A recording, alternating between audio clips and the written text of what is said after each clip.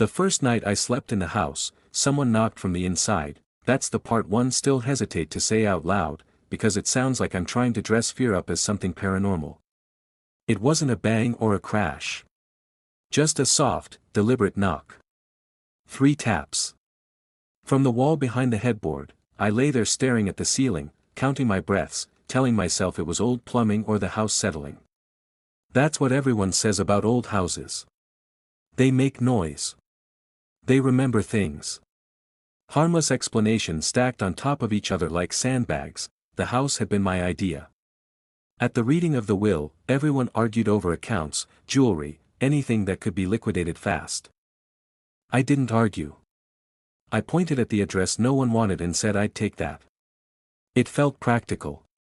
Maybe even generous.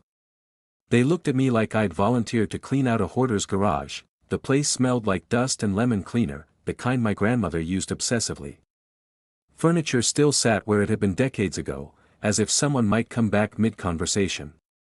I hadn't moved much in yet. Just a mattress, a duffel bag, and a box of paperwork I hadn't sorted. After the knocking stopped, I noticed something else. The room felt smaller than it should have. The walls were too close. I ran my hand along the paneling behind the bed and felt a faint seam, almost hidden by varnish. I didn't open it. I told myself morning would make it ridiculous. It didn't. By morning, the seam was still there. Thin. Careful. Like someone had gone out of their way to make sure you wouldn't notice it unless you were looking for it. I showered in a bathroom that still had my grandfather's razor on the sink, rusted and untouched. The mirror was spotted with age, softening my reflection in a way that felt undeserved. I told myself I'd deal with the wall later. Old houses were full of half-finished projects and bad decisions. This was just another one. The kitchen window faced the backyard, where the grass had grown uneven and stubborn. I remembered being told not to play back there as a kid. No explanation. Just a firm hand on my shoulder and a quiet shake of the head. At the time, I thought it was about ticks or broken glass. Now, standing there with coffee gone cold in my hand, it felt like the memory had weight. The family reaction to my choice came back to me in fragments. My aunt's laugh that went on a second too long. My cousin asking if I planned to flip it. My mother staying quiet, eyes fixed on the table, fingers tracing invisible circles in the wood. She hadn't tried to stop me. That should have mattered more. I spent the afternoon opening windows, letting the house breathe. Every drawer held something that had been carefully kept, not valuable, just intentional. Receipts. Notes. Folded napkins with dates written on them. In the hallway closet, I found a box labeled only with a year. Inside were photographs turned face down. I didn't flip them over yet. That evening, as the light faded, I heard the knocking again. Same wall. Same rhythm. This time, it sounded impatient. I pressed my ear to the wall like that would turn me into someone who understood things faster. The knocking had stopped, but the silence felt staged, like a pause in a conversation where the other person was waiting to see what I'd say next. I slid the bed away and traced the seam again. There was a small indentation near the bottom, the kind left by a tool you don't want to advertise. I didn't have anything useful, so I used my keys. The wood resisted, then gave with a dry sound that made my shoulders tense. Behind the panel wasn't a room. Just a narrow cavity between studs. No wires. No pipes. Just empty space and a small metal box bolted low, close to the floor. It was locked. But not seriously. The kind of lock meant to discourage curiosity, not stop it. Inside were letters. Not bundled or tied. Just stacked. Different envelopes. Different handwriting. All addressed to my grandparents. None of them opened. I sat on the floor and read the return addresses. No names I recognized. No stamps from anywhere exotic. Ordinary places. Ordinary dates. Spread across years. Decades, even. Someone had written to them over and over, and they had chosen not to read a single one. That should have been the end of it.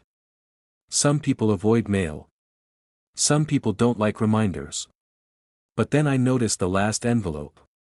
It was newer than the rest. Not by much. Dated just weeks before my grandmother died. That night, no knocking came. Instead, I dreamed I was standing in the backyard, being watched from the house, every window dark except one. I woke up with the sense that I'd missed something obvious, like forgetting a word mid-sentence and only realizing hours later. The letters sat on the kitchen table where I'd left them, fanned slightly as if they'd shifted on their own. I knew they hadn't. I also knew I was going to open one. I picked a random envelope from the middle of the stack. The paper inside was thin, almost translucent from age.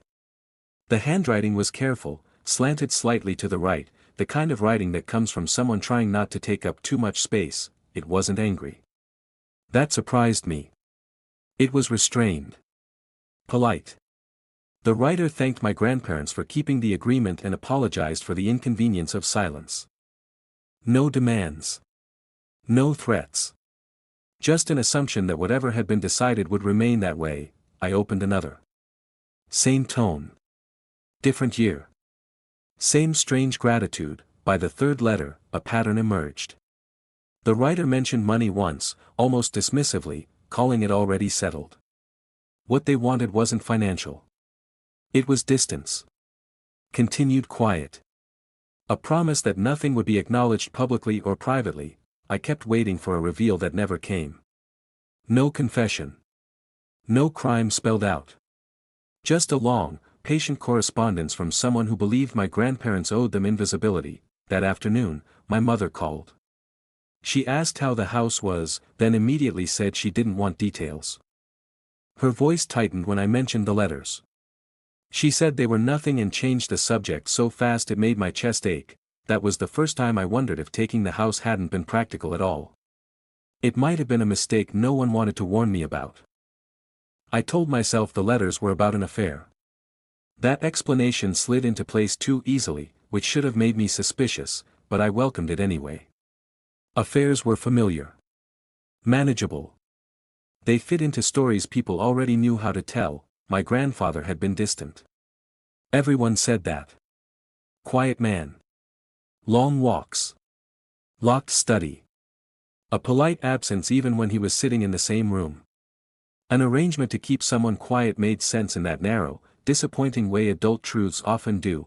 I started rereading the letters with that assumption in mind, hunting for anything romantic. There were none. No endearments. No bitterness. Still, the tone felt intimate in a way that had nothing to do with affection. It was the intimacy of shared consequences. That evening, I found something else.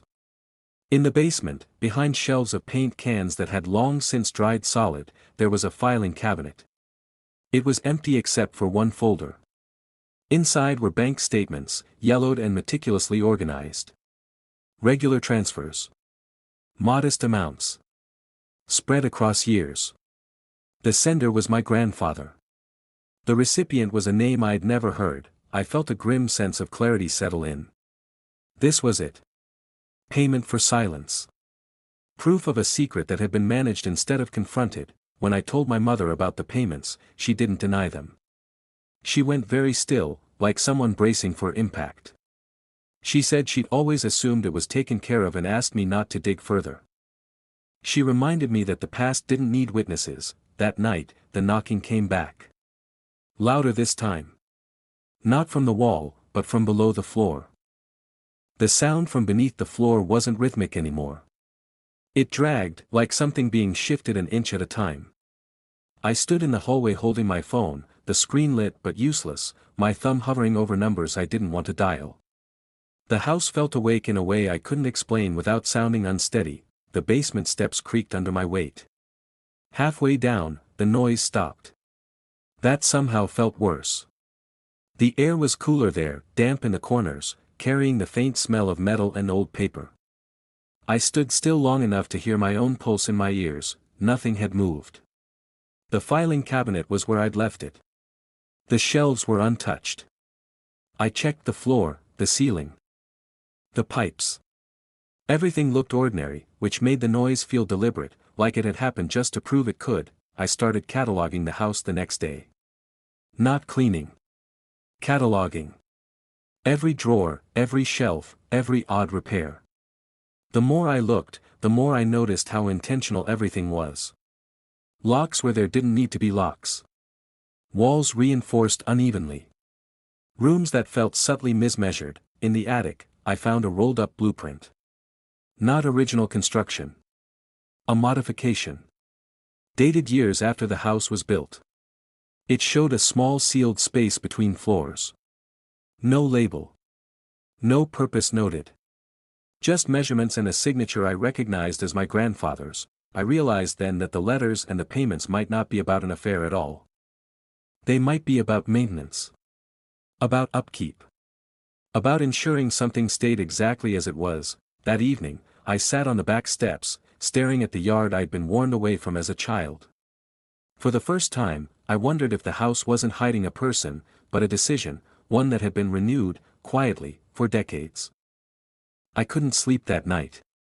The house seemed to breathe around me, the floorboards settling in a rhythm I hadn't noticed before. Every sound, a distant drip, the wind pressing against the siding, felt like a coded message.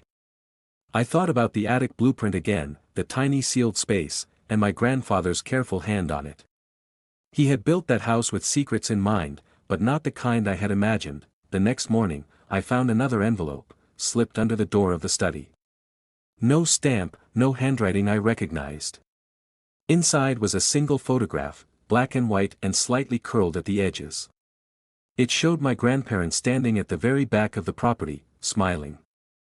But behind them, almost hidden by a tree, was a small figure, tiny, human-sized, crouched, holding something I couldn't make out.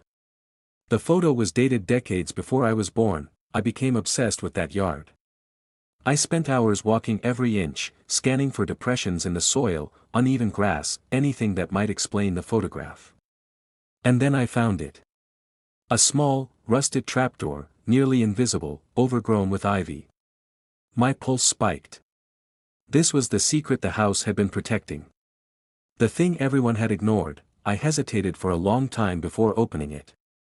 Part of me wanted to respect the silence. Part of me needed to understand what my grandparents had sacrificed to keep everything quiet. Finally, I lifted the latch, careful not to disturb the surrounding ground more than necessary. The hinges groaned, and the smell hit me first, damp earth, decay, and something faintly metallic. Inside, there wasn't a body, not exactly. It was a collection. Boxes, meticulously labeled, filled with documents, small artifacts, and diaries. Every item tied to a neighbor, a friend of a friend, who had disappeared from town or quietly moved away. My grandparents had kept these things hidden, protecting people's lives, keeping them out of whatever larger chaos might have touched them, and then the realization struck. The money. The letters. The silence. It wasn't about a personal favor, an affair, or blackmail. It was about safety. My grandparents hadn't been distant because they didn't care, they'd chosen the weight of responsibility over acknowledgement. This house wasn't cursed. It wasn't haunted. It was a vault of moral debt, and I had inherited it. For days, I stayed inside, moving slowly through the house, feeling its history press against me. The letters, the boxes, the trapdoor, they all pointed to one thing: my grandparents had carried secrets that weren't theirs to exploit, but theirs to protect. And now, the responsibility had passed to me. I tried calling my mother again, gently, hoping she would explain why no one had ever mentioned this before. Her voice trembled when I brought it up. "Some things aren't meant to be talked about," she said. "They protected people. They kept the house safe. That's all." She paused, then whispered, "It was too much for any one person to know. Too dangerous. Dangerous." That word settled into me. But it didn't make the house feel less heavy. I spent that night going through the diaries I found in the trapdoor. Names, dates, coded entries. Some referred to debts, some to promises, some to threats I couldn't fully decode. My grandparents had been mediators, guardians, and keepers of silence, all at once. The strange noises continued, the knocking, the scraping, but I stopped fearing them. They felt like reminders, almost punctuation, the house itself urging me to pay attention, to respect the weight of what had been left behind. I began to understand that my discomfort wasn't fear of ghosts, but of accountability. Then I noticed something odd about the letters I'd opened first. One of them had an additional note tucked inside, folded smaller than the rest. My grandfather had written in the margin, "Do not show. Do not ask. They will understand in time." That's when I realized the false revelation I'd constructed in my head, the affair, the payments, the imagined blackmail, had been entirely wrong. The clues were misleading because my own assumptions had been shaped by fear, not truth. The house hadn't been hiding betrayal. It had been hiding responsibility, and now it was mine. I decided to live fully in the house, if only to understand it. Each morning, I descended into the basement, sorted through the boxes, catalogued the diaries, and traced the threads of promises my grandparents had kept. I discovered connections I hadn't imagined: neighbors helped quietly after disasters, letters that smoothed over tragedies before anyone even noticed. Every item carried a story of someone protected by silence, yet the deeper I went, the heavier the air became. I began noticing small inconsistencies that gnawed at me: a name that didn't match a date, a diary entry crossed out, a box sealed twice as tightly as the rest. I realized my grandparents hadn't just been protectors, they had been selective. Some secrets they shielded. Others they didn't. And I had no guide for deciding which ones to keep and which to reveal. One night, I heard the knocking again, but it was different. It came from the attic this time. I climbed the stairs, flashlight in hand, every floorboard screaming under my weight. At the top, the beam caught a wall I hadn't examined closely before. The panel was slightly warped, just enough to hint at another hidden space. My heart hammered. I hesitated, thinking of the letters, the diaries, the invisible weight my grandparents had carried. When I pried it open, there was nothing but a single, old chair and a folded blanket. I touched the fabric and noticed a small envelope taped underneath. Inside was a single note in my grandmother's handwriting: "Some inheritances teach, not reward. Be careful what you reveal." The house seemed to exhale. For the first time, the noises, the knocks, the scraping, the faint shifts in floorboards, felt almost human. Like the building itself was reminding me, this was a living memory, not a possession. I sat in that attic for hours, reading the note over and over. It felt like a verdict.